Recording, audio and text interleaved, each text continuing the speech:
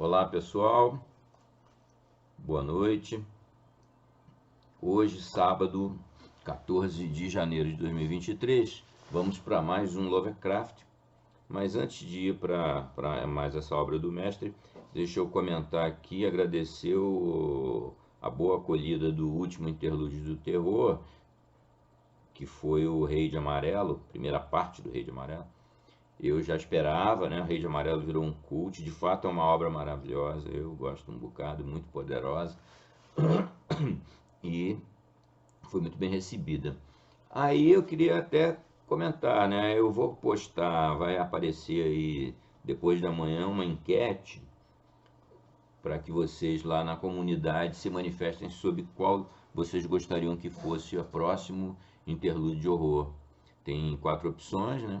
Uma é ter o segundo conto do Rei de Amarelo, que chama-se A Máscara, ou mais um autor brasileiro, uma história de horror de um autor brasileiro, uma história de horror de um autor português, eu tenho narrado algumas nos últimos tempos, ou uma quarta opção, um outro. Vocês podem até mencionar um autor específico, às vezes até uma obra específica, ou uma nacionalidade, né? Um autor francês, alemão, russo, qualquer que seja. Tem história de terror no planeta todo. Isso aí é a coisa mais simples. É só pensar um lugar que é fácil achar um clássico do terror daquele país. Mas então, uma dessas 4 opções, né, para a gente já criar o próximo interlúdio do horror para outra quarta-feira, né? Para quarta-feira 18, né? 18 de janeiro. Mas então, hoje nós vamos com From Beyond, ou Do Além, uma obra do Lovecraft de 1920, que eu acho até curiosamente, estranhamente, essa obra só veio ser publicada em 34, já quase às portas da morte do Lovecraft. Lovecraft morreu em 36, se não me engano, 36, e foi quando foi publicado o Do Além. Foi publicado numa revista chamada The Fantasy Fun. E é uma história, muitos críticos literários comentam sobre uma suposta imaturidade da escrita. Eu discordo totalmente, não vejo nada de imaturo na escrita. O que existe é que o conceito, o tema da história, que eu vou mencionar adiante, o tema da história, ele foi desenvolvido enquanto um conto bem curto, são 7 páginas, e que poderia ser, claro, desenvolvido num texto de mais fôlego, como foi. Tem contos posteriores, até novelas posteriores do Lovecraft que voltam ao tema. É um tema meio recorrente na carreira dele. Então, não é que ele, por imaturidade literária, desenvolveu de um jeito no From Beyond e veio, por exemplo, lá no Shunned House ou Mansions of Madness lá no futuro, ele veio a desenvolver melhor. Ele não veio a desenvolver melhor, ele veio a desenvolver mais. Mas o texto do Além é muito bom, muito bom, muito bem escrito. Inclusive, é até uma deixa para eu fazer um comentário que eu falo, sempre falei a vida toda. É, a apreciação de uma obra literária, ela pode ser feita de 2 formas. Você pode se satisfazer, ou gostar, curtir o texto em si, a história em si, o desenrolar da história, a trama, como é que termina, os personagens. Pode ser, isso é o mais comum até. Agora, tem algumas obras, e aí só como se dizia, né, da pena dos gênios é que você consegue ter um texto que é quase irrelevante o que acontece. De tão bem escrito, de tão fluente que é o texto, o jogar com as palavras, aquele fluir das palavras, ele tem uma sonoridade, tem um desenvolvimento que ele é prazeroso em si. É um outro nível de apreciação, lembra até a apreciação de música. Então, para mim é o caso do From Beyond, do Além. Ele é escrito, mostra claramente a genialidade do escritor. Não é todo escritor que consegue fazer isso. você sacar uma boa história e escrevê-la de uma forma lógica, bem concatenada, é uma coisa, é um talento. Agora, você fazer isso do jeito que o Lovecraft escreve, e particularmente nesse conto, isso fica bem patente, vocês vão ver mesmo no texto em português, não é a mesma coisa que você lê o texto em inglês, a sonoridade das palavras obviamente é outra, mas mesmo depois da tradução, vocês vão perceber como soa, é aquilo que eu falei da outra vez, é uma poesia em forma de prosa. O texto flui de uma maneira que é agradável aos ouvidos, independentemente do que está rolando, do que está sendo descrito ali na narrativa. Bom, então, já comentei, é de 20, publicado em 34, tem essas características, é um pequeno conto. E qual que é o tema final? O tal tema que veio ser desenvolvido mais longamente em obras posteriores dele. É a onipresença de uma outra realidade que permeia o nosso mundo e a gente não tem consciência dessa realidade por deficiência dos nossos sentidos. São mundos. Isso tem por aí afora na arte, né? Mundos paralelos, outras dimensões e tal, tal. A tese do From Beyond é que isso está aí nos acotovelando, lembra um pouco até os conceitos do espiritismo, né? Você pensa que tu está sozinho aqui e está povoado de espíritos e tal. É uma imagem bastante semelhante. Essas dimensões estão por aqui e você não percebe porque você só tem esses cinco sentidos, né? E ele usou para materializar essa ideia um conceito de medicina que estava muito em voga na época e que continua em voga até hoje no âmbito lá do oculto, né? Que é a história da glândula pineal. A glândula pineal seria um órgão, o órgão dos sentidos por excelência. Se devidamente estimulado, que é o que acontece na história, permitiria você ter essas sensações dessas outras dimensões. Essa é a ideia. Essa glândula pineal ela foi descoberta já lá pelo século XIX, se não me engano, e aí começaram a especular muito sobre a função dela, né? Porque não foi de princípio muito percebido para que ela existia, e muitos cientistas, ocultistas, literatos usaram a glândula pineal assim a dar com pau. Então, ela é sempre um ótimo candidato a ser alguma coisa que conecta você com outra realidade. É disso que se trata o From Beyond ou do Além. E é isso aí, não vamos falar mais porque senão fica maior que o conto, né? O conto é bem pequeno, deve dar uns 20 minutos de narração, eu creio eu. E espero que vocês gostem. Eu gosto muito. É um conto, não tem muito que melhorar nele não, em termos de escrita e em termos de pôr uma ideia no papel. É pequeno? Sem problema. Basta que vocês olhem lá o que eu comentei sobre o Chekhov. Chekhov e outros gênios do conto, né? Uma obra não precisa ser enorme para ser boa. Ela só é enorme. Ela pode ser boa ou não, né? Então é isso aí que eu queria dizer para vocês. Vamos então de From Beyond ou Do Além de Lovecraft. E esquecendo, em tempo, vê que às vezes um roteirinho faz falta, né? Mas eu vou continuar não fazendo. Essa história do Além, ela gerou duas adaptações de cinema. Duas adaptações. São dois filmes. O primeiro é médio, assim como filme de terror, mas e o segundo é bem fraquinho.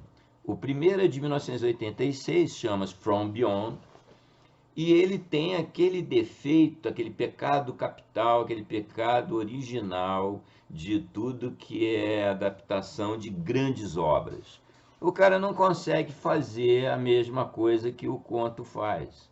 Vocês vão ver ao ouvir a narrativa e vão ficar imaginando, para quem não viu o filme, né?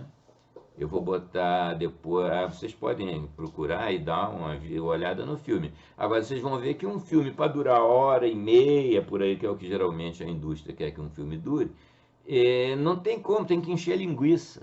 Como é que um conto de 7 páginas vai virar um filme de 1 hora e meia? Aí começa a encumpridar, começa a encher linguiça, a linguiça vai ficando com um gosto esquisito. Então eu particularmente acho esse filme fraquíssimo, se você compara ele com o conto. Se você nem sabe que o conto existiu, você vai ver, legalzinho, me divertir, ok. Mas é muito difícil. Além do mais, além da questão da encheção de linguiça, tem um outro problema. A ideia retratada no conto, ela é própria para ser escrita. Muito difícil de colocar em formato de filme. É muito difícil. Espero que vocês, quem não concordar, que comente, ou se concordar, comente também, né? E o segundo filme, The Banshee Chapter, esse é de 2013 agora, mais recente, bem recente. E é bem fraco também. Esse eu nem vou me estender porque ele é muito fraco. O outro ainda vai. Abraço a todo mundo, saudações. From Beyond, do Além, Lovecraft, 1920.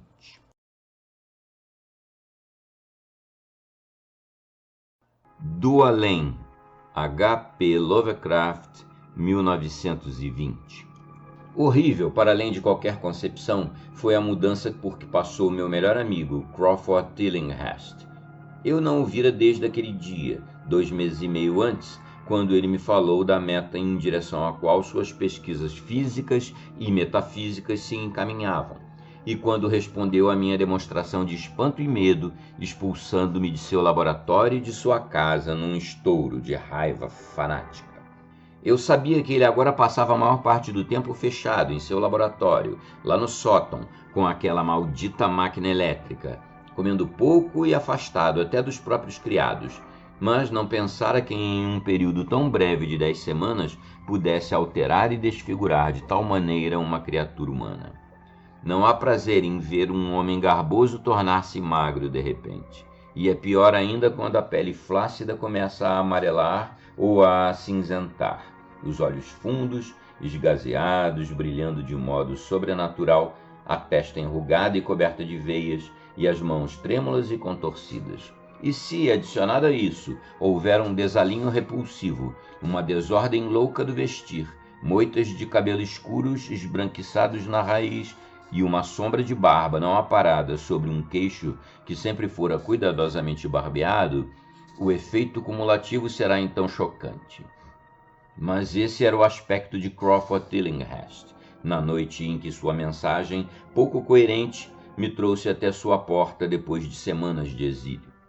Tal era o espectro que tremia enquanto me fazia entrar, uma vela na mão, a olhar furtivamente por sobre o ombro, como se receoso de coisas invisíveis na casa antiga e solitária, situada ao fundo da Benevolent Street.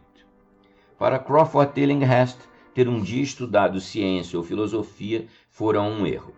São coisas que deveriam ser deixadas para um investigador impessoal e frio, pois oferecem 2 alternativas igualmente trágicas ao homem de sentimento e ação.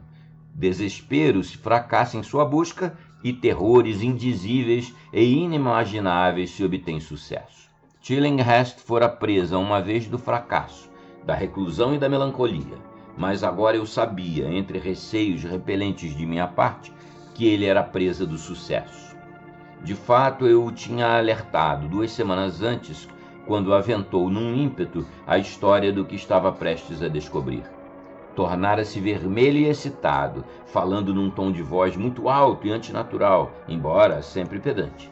"O que sabemos", ele dissera, "sobre o mundo e o universo ao nosso redor? Nossos meios de receber impressões são absurdamente escassos, e nossas noções dos objetos que nos cercam são infinitamente estreitas. Vemos as coisas somente na medida em que somos construídos para vê-las e não podemos fazer ideia alguma de sua natureza absoluta. Com 5 débeis sentidos, queremos compreender o cosmos ilimitadamente complexo, enquanto outros seres com uma gama de sentidos diferente, mais ampla ou mais possante, não apenas poderiam ver de modo diferente as coisas que vemos, como também ver e estudar mundos inteiros de matéria, energia e vida que jazem próximos de nós, mas que não podem ser detectados com os sentidos que temos. Sempre acreditei que tais mundos estranhos e inacessíveis existem, colados aos nossos cotovelos, e agora creio que encontrei um modo de romper as barreiras. Não estou blefando. Dentro de 24 horas, aquela máquina sobre a mesa gerará ondas que agirão sobre órgãos ignorados de sentidos que existem em nós como vestígios atrofiados ou rudimentares. Essas ondas abrirão para nós inúmeros panoramas desconhecidos do homem e muitos desconhecidos de qualquer coisa que consideramos como vida orgânica. Haveremos de ver aquilo para o qual os cachorros uivam na escuridão, aquilo para o qual os gatos levantam suas orelhas após meia-noite. Veremos essas coisas e outras coisas que nenhuma criatura que respira jamais viu. Vamos saltar sobre o tempo, o espaço e as dimensões, e, sem mover nossos corpos, espiar o fundo da criação. Quando Tillinghast disse essas coisas, não disfarcei, pois conhecia-o bem o suficiente para ter muito mais receio do que admiração. Mas ele era um fanático e expulsou-me da casa. Agora ele não era menos fanático, mas seu desejo de falar sobrepujara o ressentimento. E ele me escrevera num tom imperativo, com uma caligrafia quase legível.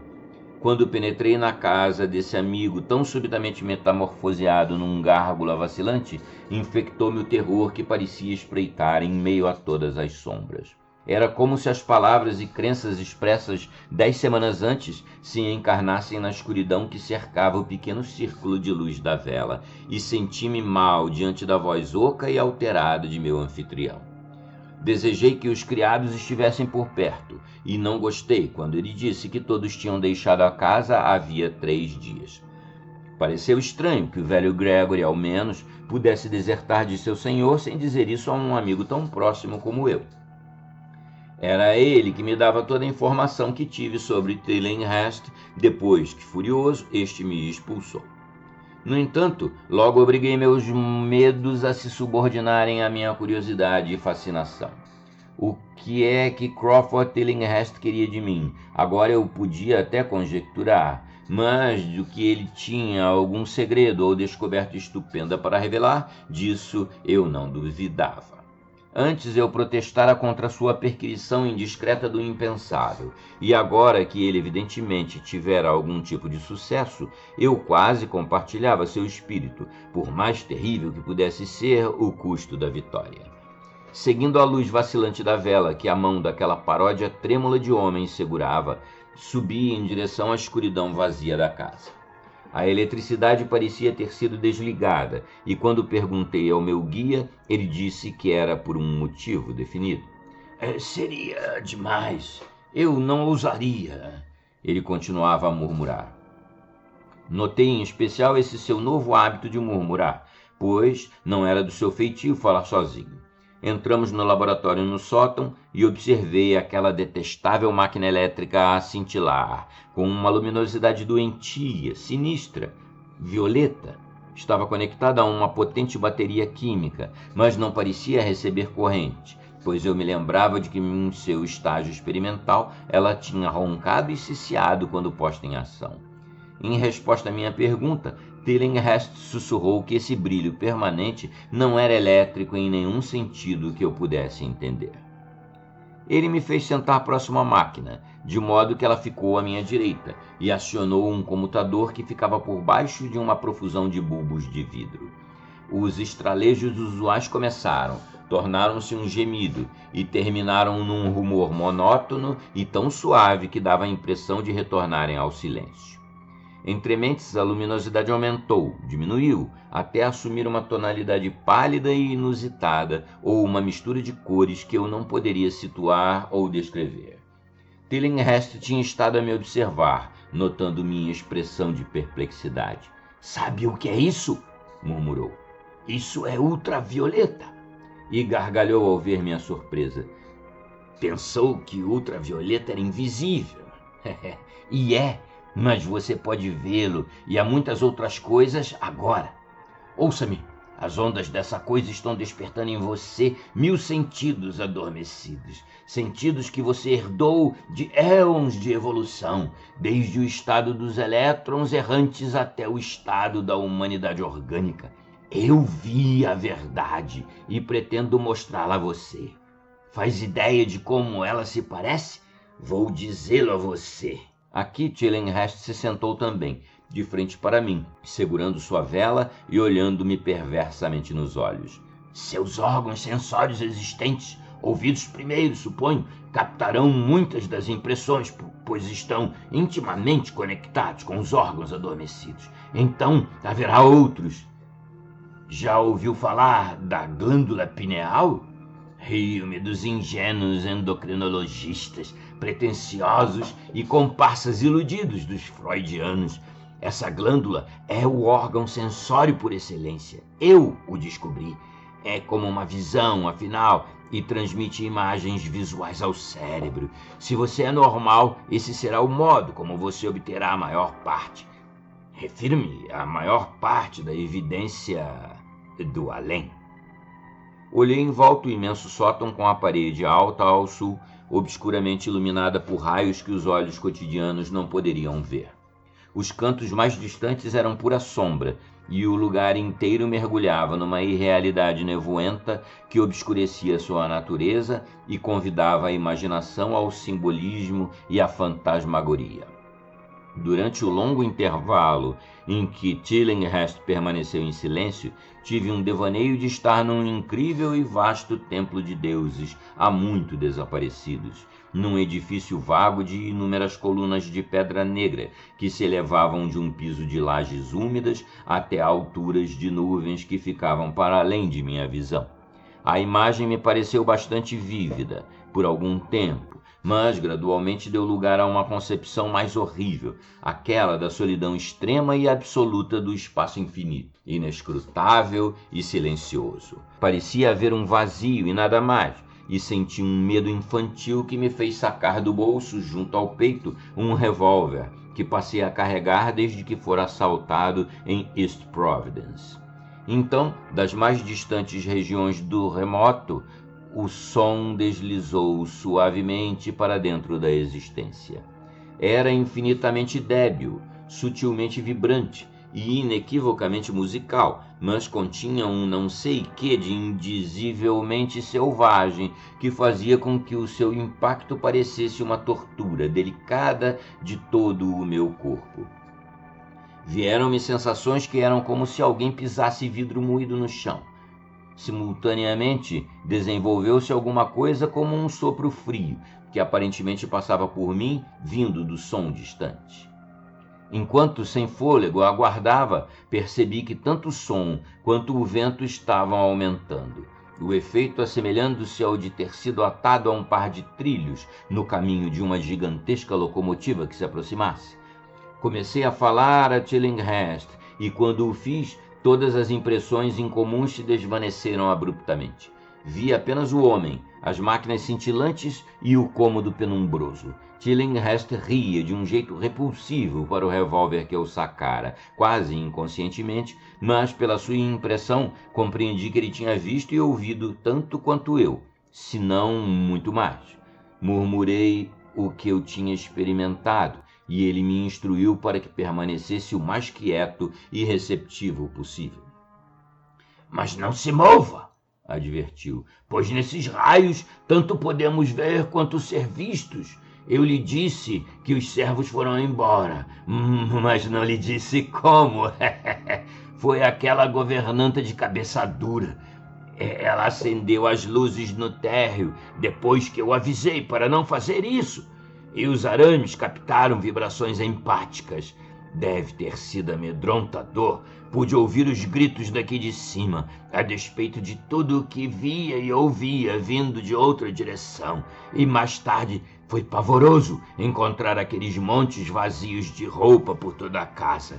As roupas da senhora Updike estavam próximas do comutador da luz da sala. Eis como eu soube que ela o fizera. Pegou-os a todos, mas desde que não nos movamos, estamos razoavelmente seguros. Lembre-se de que estamos lidando com um mundo medonho, no qual somos praticamente indefesos. Fique quieto! O choque combinado da revelação e da intimação abrupta deu-me um tipo de paralisia, e no terror minha mente se abriu de novo para as impressões que vinham de que Tillinghast chamou de além. Um vórtice de som e movimento me envolvia agora, imagens confusas surgindo diante de meus olhos. Eu via os contornos imprecisos do cômodo, mas de algum ponto do espaço parecia jorrar uma coluna fervilhante de formas irreconhecíveis ou de nuvens, penetrando no teto sólido num ponto adiante, à minha direita. Então vislumbrei o templo, como é feito novamente, mas desta vez os pilares subiam em direção a um oceano aéreo de luz, o qual despejava um raio de luz ofuscante por todo o caminho da coluna de nuvens que eu vira antes. Depois disso, a cena tornou-se quase inteiramente caleidoscópica e, na profusão de visões, sons e impressões sensoriais não identificadas, senti que estava prestes a me dissolver, ou de algum modo a perder a forma sólida. De um determinado lance, eu hei de me lembrar para sempre. Pareceu-me ter visto, por um instante, uma nesga de estranho céu noturno, repleto de esferas cintilantes e rodopiantes, e quando desapareceu, vi que os sóis brilhantes formavam uma constelação ou galáxia de forma definida, sendo essa forma o rosto distorcido de Crawford Tillinghast.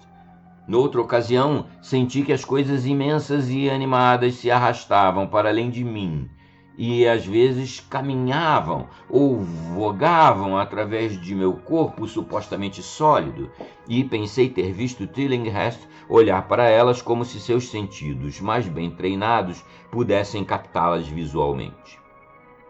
Lembrei-me do que ele dissera acerca da glândula pineal e me perguntei o que ele via com esse olho sobrenatural. De súbito, senti-me também possuído por uma espécie de visão aumentada. Por cima e ao longo do caos luminoso e sombrio que se elevava, uma imagem que, embora vaga, continha elementos de consistência e permanência. Era de fato algo familiar, pois a parte incomum estava superposta à cena comum e terrestre, tal como uma imagem de cinema se pode projetar sobre a cortina pintada de um teatro. Vi o laboratório do sótão, a máquina elétrica e a forma indistinta de Tillinghast em frente a mim, mas de todo o espaço não ocupado por objetos familiares, sequer a menor porção estava vaga. Formas indescritíveis, vivas ou não, se misturavam numa desordem repulsiva, e perto de cada coisa conhecida havia mundos inteiros de entidades alienígenas e ignotas. Igualmente, parecia que todas as coisas conhecidas estavam na composição de outras coisas desconhecidas e vice-versa. Mais à frente, entre os objetos vivos, havia monstruosidades pretas, semelhantes a medusas, que estremeciam languidamente com as vibrações da máquina. Manifestavam-se numa profusão nauseante, e eu vi, para meu horror, que se imbricavam, que eram semifluidas, e capazes de passar através umas das outras e daquilo que conhecemos como sólidos. Essas coisas jamais paravam. Antes, pareciam flutuar sempre com algum propósito maligno. Às vezes davam mostras de devorar-se umas às outras, o atacante lançando-se sobre sua vítima e instantaneamente fazendo-a desaparecer de vista. Trêmulo, entendi o que tinha feito desaparecer os infelizes criados, e não podia expulsar a coisa de minha mente, enquanto lutava para observar outras propriedades do mundo, há pouco tornado visível, que existe incógnito à nossa volta. Mas Tillinghast tinha estado a me observar e agora falava. Você as vê, vê as coisas que flutuam e se precipitam à sua volta a cada momento de sua vida. Vê as criaturas que formam o que os homens chamam de ar puro e de céu azul. Não tive sucesso em romper a barreira. Não mostrei a você mundos que os outros homens jamais chegaram a ver? Ouvi seu grito através do horrível caos e olhei para a face selvagem que tão ofensivamente se colava à minha. Seus olhos eram poços de chamas e me fitavam com aquilo que, logo entendi, era apenas o mais profundo ódio. A máquina ronronava de maneira horrorosa. Pensa que essas coisas rastejantes arrebataram os criados? Tolo, são inofensivas, mas os criados desapareceram, não é? Você tentou me impedir. Você me desencorajou quando precisei de cada gota de incentivo que pudesse obter. Você teve medo da verdade cósmica, seu maldito covarde. Mas agora eu peguei. O que foi que levou os criados? O que os fez berrar tão alto? Não sabe, hein? Logo, logo saberá. Olhe para mim. Ouça o que eu digo. Supõe você que existem mesmo tais coisas como tempo e magnitude? Acredita mesmo que existem tais coisas como forma e matéria? Eu lhe digo, você atingiu profundidades que seu pequeno cérebro não pode conceber. Vi para além das fronteiras do infinito e arrastei demônios das estrelas. Conduzi as sombras que perambulam de mundo para semear a morte e a loucura. O espaço me pertence, está me ouvindo? As coisas estão à minha caça agora. As coisas que devoram e dissolvem. Mas eu sei como ludibriá-las. É a você que elas pegarão, como fizeram com os criados. Está tremendo, caro senhor? Eu lhe disse que era perigoso mover-se. Coloquei-o a salvo dizendo que se mantivesse quieto. Salvei-o para ter mais visões e para me ouvir. Se você tivesse se movido, eles já teriam se atirado sobre você há muito tempo. Não se preocupe, não vão machucá-lo. Não machucaram os criados. Foi apenas ver que os fez berrar daquele jeito. Meus bichinhos não são bonitos, pois vêm de lugares onde os padrões estéticos são, digamos, muito diferentes. Eu quase os vi, mas soube como parar. Você é curioso? Sempre soube que você não era um cientista. Tremendo, hein? Tremendo de ansiedade para ver as últimas coisas que descobri. Por que não se move então? Cansado? Bem, não se preocupe, amigo, pois elas estão vindo. Olhe, olhe, amaldiçoado, olhe. Está bem em cima de seu ombro esquerdo. O que falta contar é bem pouco, e vocês talvez já tenham sabido por meio dos jornais. A polícia ouviu um tiro na velha casa de Tillinghast e nos encontrou lá. Tillinghast morto e eu inconsciente. Prenderam-me porque o revólver estava em minha mão, mas soltaram-me dentro de 3 horas, pois descobriram que foi a apoplexia que acabou com Tillinghast. E viram que meu tiro tinha sido disparado contra a máquina perversa que agora jaz irremediavelmente destroçada no chão do laboratório. Não contei muito do que vi, pois temi que o investigador ficasse cético, mas, pela descrição evasiva que dei, o médico me disse que, sem dúvida, eu tinha sido hipnotizado pelo louco, vingativo e homicida. Quem dera eu pudesse acreditar no médico. Seria bom para os meus nervos se eu pudesse pôr de lado o que agora tenho de pensar sobre o ar e o céu que me envolvem e que estão acima de mim. Nunca me sinto sozinho e confortável, e um senso horrível e arrepiante de perseguição às vezes me invade quando esmoreço. O que me impede de acreditar no médico é apenas este fato, que a polícia nunca encontrou os corpos dos criados que, segundo dizem, Crawford Tillinghast assassinou. Fim.